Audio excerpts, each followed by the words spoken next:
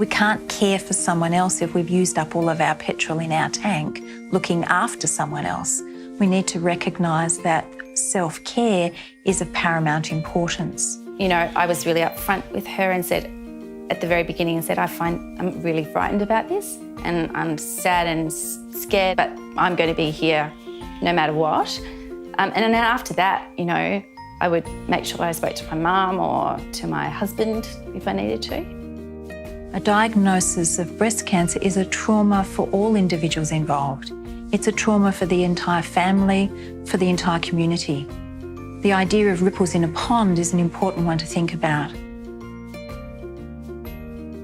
We know that anxiety and depression are common, but we also know that there's also a great sense of grief and loss around the loss of the relationship that they may have, the changing role, the changing responsibilities. It's always important to also make sure you had your own time and your own quiet space to do your own hobbies, to make sure you're, you know, because I was still working full time, so, you know, juggling and doing all of that and making sure that you have your own downtime. Otherwise, you know, it can be overwhelming. So just for people to remember that your own time is important and it's not selfish time, it's actually necessary time. I think for me, keeping busy is good, keeping a positive outlook, and I'd get to the gym and hang out with my friends and do all the things that I usually do.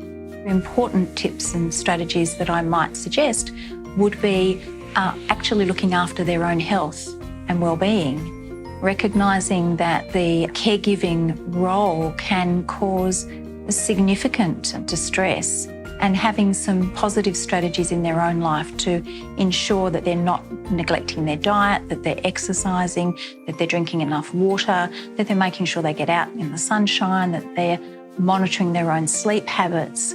And all of these things are going to give them the buoyancy that they need to actually provide care on an ongoing basis.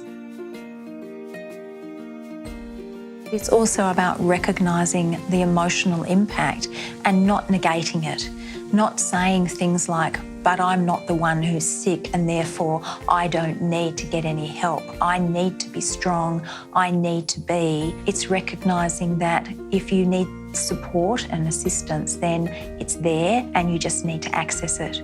When I thought about trying to talk about this with my friends, something held me back. I wasn't confident that I was going to get a helpful response. People didn't know how to do that. And with my male friends, you know, a lot of them didn't. A lot of them didn't know how to help. You want to be able to talk. You want to be able to, you know, you might have some bad feelings that you want to be able to express safely, you know, because you don't want to express them at home. Many carers say they don't want to talk about the burden, if you like, of their caregiving responsibilities with the person they're providing care for.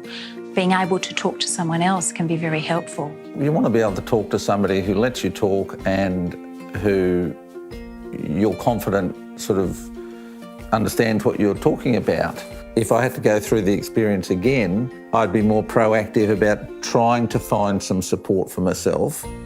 We do things together now to, you know, stay healthy. So it's definitely changed our lives. And I think now, being so many years after Mum's diagnosis, we have taken a positive outlook on life, which at the time we probably took for granted. I feel incredibly lucky that Lisa has recovered. Sharing that experience with her has just added a whole extra dimension to our friendship.